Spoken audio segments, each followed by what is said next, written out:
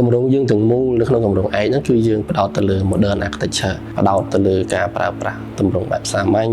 ប្រើប្រាស់បន្ទាត់ត្រង់ត្រីលាតស្មើច្រើន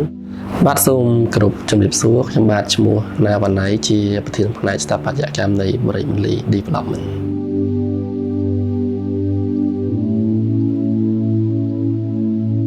វេលាឆ្នាំគឺសិក្សាទៅលើក្បាលដីទំហំ14 គុណឲ្យ23ម៉ែត្រដោយកំណត់ទូទាំងហ្នឹងគឺយើងយកទៅត្រឹម10ម៉ែត្រគុណនឹង14ម៉ែត្រទេដើម្បីរក្សានៅសមាមាត្រនៅក្នុងការប្រើប្រាស់ដីនោះបានល្អហើយការកំណត់ទីតាំងរបស់ផ្ទះនោះគឺយើងកំណត់ឲ្យចំនៅកណ្ដាលដីមកដើម្បីទុកសួននៅចំហៀងផ្ទះផងសួនខាងមុខផងនិងសួនខាងក្រោយផងហើយសួនទាំងអស់ហ្នឹងគឺវានឹងផ្ដល់ផលប្រយោជន៍មកក្នុងផ្ទះយើងវិញវេលាឆ្នាំគឺយើងបានបែកកន្សឹបចេញពីវេលាកាត់ឆាអញ្ចឹងគម្រោងយើងទាំងមូលនៅក្នុងគម្រោងឯកហ្នឹងគឺយើងផ្ដោតទៅលើ modern architecture ដូច្នេះហើយទើបវេលាឆ្នាំរបស់យើងហ្នឹងគឺមាន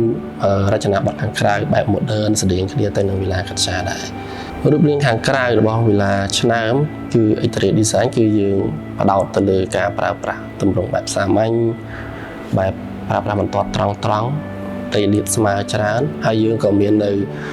បន្ថែមនៅ mode decor ជា setting device នៅខាងមុខដើម្បីជា function មួយ